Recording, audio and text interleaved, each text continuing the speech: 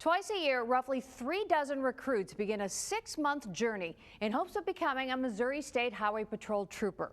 The 109th recruit class going through that grueling training right now is on track to be the smallest the patrol's graduated in more than a decade. The patrol recently gave us exclusive access to its academy as we break down why this agency and so many others are facing the recruiting blues. Quiet, attention! Same uniform, same haircut, same goal, to become a trooper with the Missouri State Highway Patrol. The uniformed officers fired first. On this evening in mid-January, I found members of the 109th recruit class in class, learning about the use of force. The Heartland's well represented here with 7 recruits out of 25.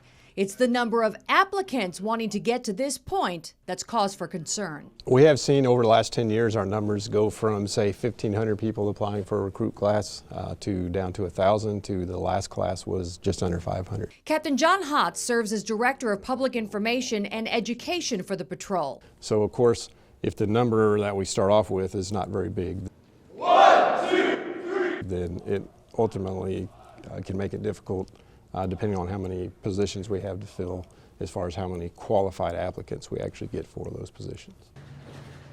And just 9 days into the academy, this class is 13 members smaller than when it started. We know we live in an age of instant information, probably information overload, and so people are seeing stuff that's happening from all across the country. And we know, unfortunately, law enforcement is portrayed in a negative manner, and so it still hurts when we're trying to attract people to this profession. Hi,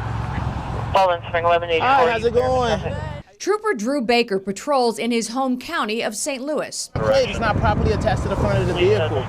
Baker started in the Air Force, then worked for municipal police departments.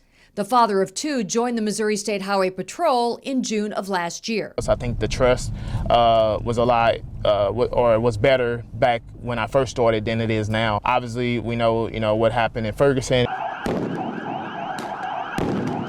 Baker actually worked the protest line during the unrest that broke out in Ferguson following the officer-involved shooting death of Michael Brown. Were you treated any differently on that line as an African-American officer versus your white counterparts? Myself and other African-American officers were called like Uncle Tom and a traitor and stuff like that. Why are you doing this? They're against us, and you're just helping them be against us. Statistics from the patrol also show a significant drop in minority applicants, from a high of 288 back in 2012 down to just 68 for this current class. attention!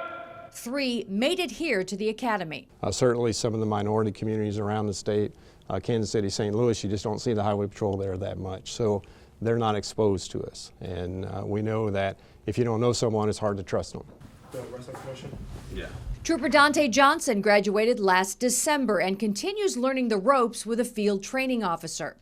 Johnson says he's already learning just wearing a uniform can bring out a certain reaction from the public. I think the age we live in nowadays, with certain things that certain police officers have done, has made the public view law enforcement as the criminal, the evil person. Amanda Wren senses that negative opinion even without the uniform. It's actually quite difficult, especially the view of law enforcement at the current moment. The patrol counts 100 total civilian vacancies. There's multiple civilian positions we're posting 2 and 3 times. Sir, good afternoon, sir. If all these recruits make it to graduation in June, there won't be enough of them to fill the patrol's 40 open trooper positions. But just as they're being trained to trust each other, leaders in the patrol know it will take that same level of trust to get more qualified people behind the badge. We know if people trust our organization, they want to be a part of the organization, and it helps all of us. The patrol is working on a plan to combat its recruiting crisis. It's also hoping to recruit troopers by highlighting the opportunities that come with the uniform. More on that right after the break. Where are you from? Sir, Hickory County, sir. Members of the 109th recruit class stand single file, ready to answer the question that may or may not gain them access to the dining hall. What's our lieutenant colonel's name? Sir, Lieutenant Colonel Henderson, sir. All right, go ahead.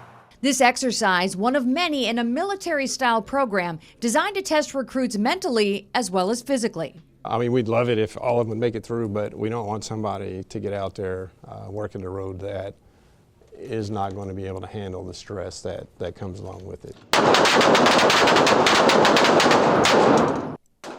And for the recruits who make it through, the patrol points to the opportunities on the other side. Approaching Highway 1. We will usually purchase at least 400 to 500 new vehicles every year, but it's much more than that. Lieutenant Jason Pace walks me through the massive garage that keeps the patrol's fleet running and outfits all its new vehicles, which often serve as a young trooper's mobile office. So if we can offer that to a new recruit and saying, you know, you have an opportunity to drive a brand new Charger on a daily basis and be able to protect and serve the public in that type of vehicle, that's a huge selling point. Recruits learn how to handle those vehicles on a 2.3-mile track that would give NASCAR a run for its money. The patrol's aircraft division handles personnel relays and assists in searches and traffic enforcement. Sergeant Brett Holman got his helicopter rating as a trooper. The neat thing is getting that call, whether it's a missing person or a wanted person, gearing up, getting in that helicopter, finding that person, that missing person or that wanted person, utilizing a helicopter, it's so rewarding. From the air, the water, or the ground, Captain John Hotz tells me they want positive interaction with the people they serve. And they want those people to see themselves in these troopers. We want, obviously, to be a law enforcement organization that represents the community that we serve. And we want to try to match demographically with the community that we serve. That challenge is not lost on Trooper Drew Baker. You know, dealing with maybe an African-American citizen, one, they don't find any type of trust in law enforcement, and, you know, they may be willing to talk to an African-American officer and, you know, get help from them. The patrol's also partnering with organizations across the state to make positive connections with kids, something Dante Johnson credits with sparking his interest in police work at an early age. They would come drive, you know, down the block and talk to me and talk to the rest of my friends. So just seeing cops do good things and talk to me was something that, you know, made me want to do what they do. We stay professional and treat everybody the same. I found a common thread among troopers Sadie Gordon, Drew Baker, and Dante Johnson. A self-appointed duty to act as ambassadors not just for the patrol, but for their profession.